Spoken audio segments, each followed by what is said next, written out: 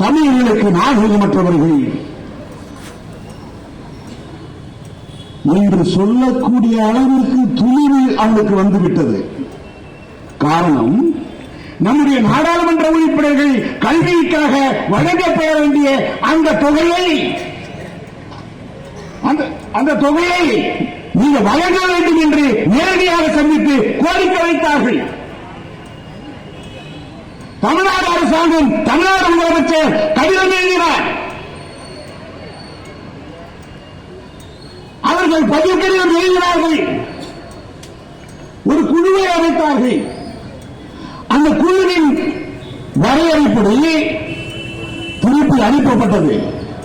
அவன் சொல்றான், உன்னை ஒத்துக்கிட்டாங்க, இப்ப ஒத்துக்கல. பாரதிய ஜனதா காரனுக்கு, பிஜேபி காரனுக்கு, RSS காரனு விஷயங்களை பேசி இந்த பயனுக்கு என்னைக்காவது உரிமையை பேசிய வரலாறு இங்க உண்டா சொல்றான். அங்கு நாடாளுமன்றத்தில் விவாதம் நடக்கிறது. அங்கே அவன் பேசுகிற பேச்சு தமிழர்களை, தமிழ் சமூகத்தை இழிவுபடுத்தக்கூடிய வகையில் அவருடைய பேச்சு அமைகிறது. 1/2 மணி நேரத்தில் குதித்து எழுந்தார்கள் நாடாளுமன்ற உறுப்பினர்கள் 40 பேரும். 1/2 மணி நேரத்தில் 1000 முறை மன்னிப்பு கேட்க வைத்த இயக்கம் திராவிட முன்னேற்ற கழகம். அந்த முத்துவேல் கருணாநிதி ஸ்டாலின் அவருடைய படை வரிசை.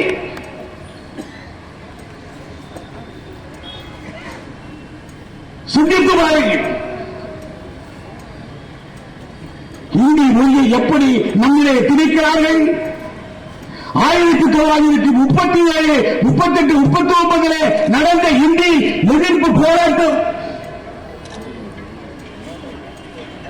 அன்றைக்கு என்னுடைய தலைவர் ஒப்பாறு நிற்காமல் இல்லாத தலைவர் முத்தமிழ் மூலவர் டாக்டர் கலைஞர் அவர்கள் ஓடி வந்த இந்தி பெண்ணை கேள், நீ நாடு அந்த குழந்தை நாடு இதுவரை என்று போர் அறிவிப்பாடி தமிழ் கொடி ஏந்தி திருவாரூர் வீதிகளே வளர்ந்த வரலாறு இந்த மண்ணிலே இருக்கிறது.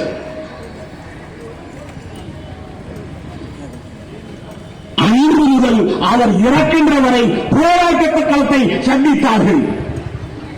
ஒருவன் வாழ்கின்ற போது களத்தை, போராட்டத்தை சந்திக்கலாம். ஆனால் ஒரு மனிதன் உலகத்திலேயே இறந்த பிறகும் போராடி தனக்கான இடத்தை பெற்ற தலைவன், மகத்தான தலைவன், நம்முடைய தலைவன் டாக்டர் கலைஞர் அவர்கள். இந்த வரலாறு இந்த இந்தியாவிலே எந்த தலைவனுக்காக உண்டா? தமிழகத்தில் எந்த இயக்கத்திற்காக உண்டா? நம்முடைய தலைவர் அந்த முத்துவேல் கருணாநிதி ஸ்டாலின் அவர்கள் எப்படிப்பட்ட செயல்பாட்டாளர், போர்க்குணம் கொண்டவர், நீதியை மிக்கவர். ஒரு செய்தியை சொல்லட்டுமா? அது உங்களுக்கு புதிய செய்தியாக இருக்கும். ஒரு விஷயத்தை சொல்லுகிறேன். இந்தியாவிலே உருவாக்கப்பட்ட பொதுத்துறை நிறுவனங்களை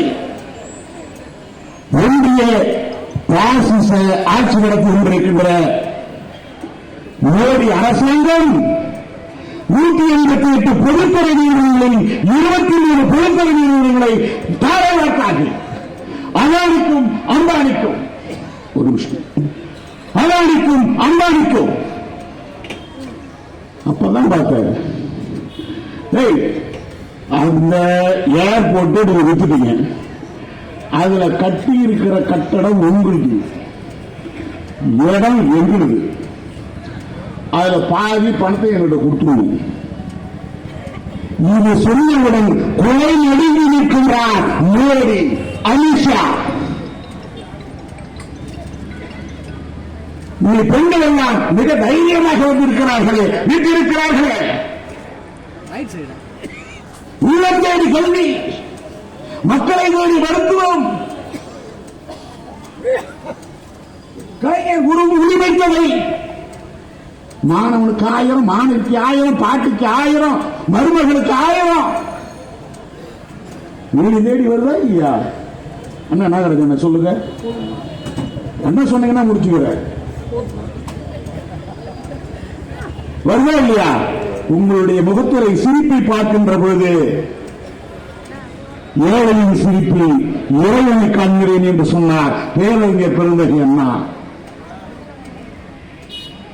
ஆனால் முத்துவேல் கருணாநிதி ஸ்டாலின் இந்த நாட்டினுடைய முதல்வர்களுடைய செயல்பாட்டால் செயல் திட்டத்தால் செயல்படுத்தியதால் உங்கள் முகத்திலே சிரிப்பை இன்றைக்கு பார்க்கிறோம்.